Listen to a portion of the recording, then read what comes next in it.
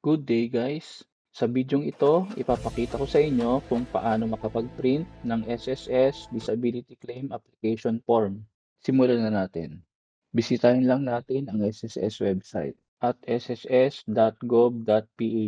Sa homepage, mag-scroll down tayo hanggang makita natin ang Download Forms and Applications link icon. Itap natin ito. Sa Download Forms and Electronic Applications page, mag-scroll down tayo hanggang makita natin ang Disability Benefit. Under nito, itap natin ang Disability Claim Form link. Ayan na sa screen ang Disability Claim Application Form.